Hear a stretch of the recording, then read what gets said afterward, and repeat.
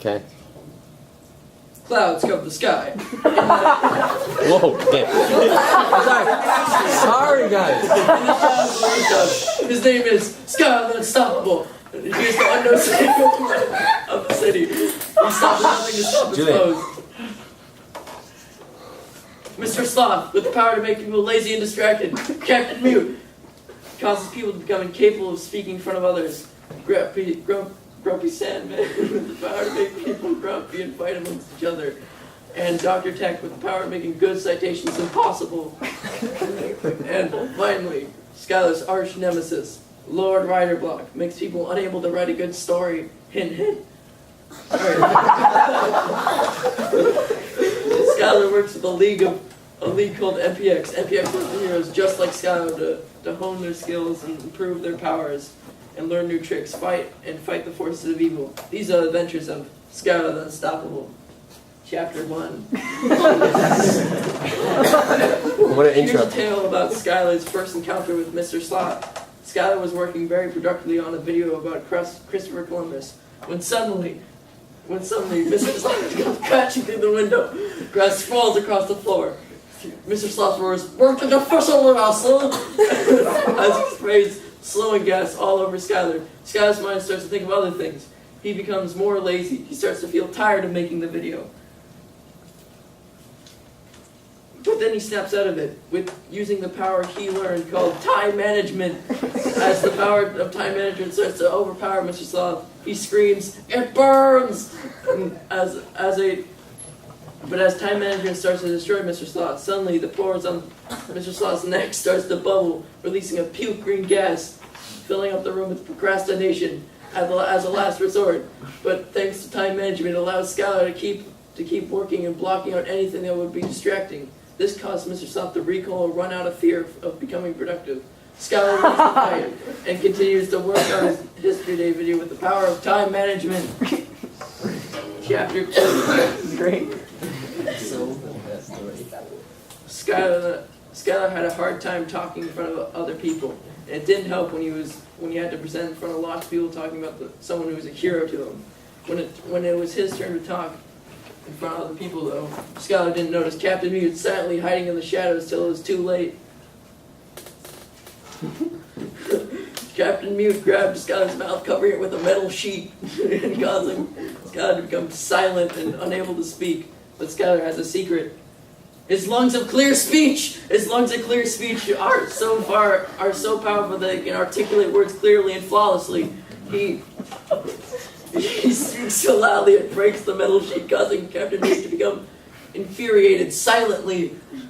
Then out of nowhere, Captain Mute pulls out a vacuum of voice and sucks all the voices in the room into a mute jar. Everyone silently panics, running around the room, opening their mouths, trying to scream, but nothing comes out. But Schuyler's voice is too strong to contain. He roars, breaking the jar, shattering and releasing all the voices back to their owners. Captain Mute's plan has been foiled. Schuyler is triumphant. He goes to present in front of other people who are strong and proud. Chapter 3. Schuyler is usually a lone wolf when it comes to doing projects, but when MPX assigns a team of heroes to help him in the process of building a mass structure of sustainability, Schuyler has a hard time. The heroes he worked with were Christopher the Great, the White Knight, Sewer Batpat, and Kalen. Before they could work on the structure, Grumpy Sandman came crashing through the floor. He started to shoot the ray of mind thwarting at the heroes. The heroes start to get angry with each other and start to fight each other instead of Sandman. But as they were fighting, Schuyler stopped. He realized that they were fighting the wrong people, and they start to work together. One after one, the heroes snap out of it. They finally come to agreement and destroy Grumpy Sand with the power of working together. Chapter 4. For a year-long project, Schuyler's been working on how to cite his sources and gather information he needs. But Dr. Tech will have none of that. Dr. Tech crashes through the wall of Schuyler's laboratory, causing parts of the electrical wires to protrude from the walls. "You dare cite sources when I'm around? You got a lot of guts!" Schuyler pulls out a device, points it at Dr. Tech. Is that the easy bibliography? Schuyler nods, types in the URL to the device. Zap! A long red projectile buzzes through the air towards Dr. Tech. To dodge the attack, Dr. Tech takes all the energy from the protruding wall and he blasts and he absorbs the red projectile. Dr. Tech discredits the source. Aha! Now I can use the information for myself and only myself, Dr. Tech proclaims. Schuyler will have none of this. He was never good at citations, but he learned throughout the year of MPX that citations are the only way to go when using someone else's work and research. Due to Schuyler's ability to cite correctly, the Easy Bibulator is able to release more energy, causing Dr. Tech to be overpowered and shot out the laboratory roof like a cannon right into the ocean. Chapter 5. Schuyler, you have 6 minutes. Okay. When coming to writing assignments that is clear and precise, but still can fill up time, Schuyler is usually on top of it. When he's assigned a project that can cost his entire career, he sucks. No matter how hard he tried, he couldn't seem to write a single sentence about his story without having to stop and think of where he's going with it. But he thought that it was just him being uncreative, but when he did not know, Lord Riderblock was hiding in the shadows, pulling the strings. Lord Riderblock was invading Schuyler's mind, causing his creative flow to cease. This happened for about a week, really, and Schuyler really needed to get it done before the paper was submitted. But one fateful day, Lord Riderblock slipped up. He let his guard down, assuming Schuyler would be too drained to write and think. But he was wrong. As soon as the barrier blocking creative flow fell, the creative flow surged through Schuyler's veins, causing him to sense Lord Riderblock's presence. Schuyler started to focus all his creative flow towards Lord Riderblock, making Lord Riderblock squirm and screech. Lord Riderblock flees the scene. Schuyler has learned that solving problems, you always have to use a creative way of thinking. Okay. The conclusion. From all the fights he had with his villains that plagued him, Schuyler has gained something. He has gained the power of time management, ability to speak clearly in front of others, working together to complete a task, and how to cite sources and give credit to others, and how to use creative thinking to solve problems. This has made him a successful hero of MPX. He will keep on fighting the forces of evil, spread his knowledge, and give everyone and everything and spread his knowledge to everyone and everything that crosses his path. These are the adventures of Schuyler Unstoppable. He will stop at nothing till everyone knows the way of a true MPX hero.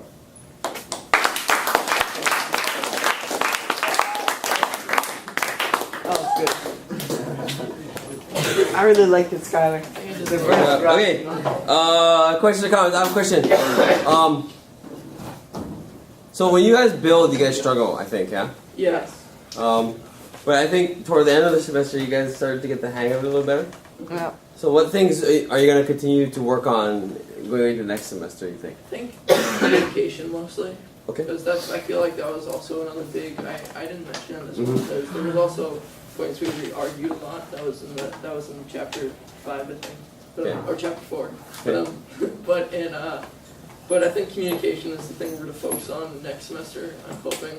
Because there's been a lot of people kind of just going on the whim and doing stuff. Yeah, I think so. I think going on their own, doing their own thing, Yeah.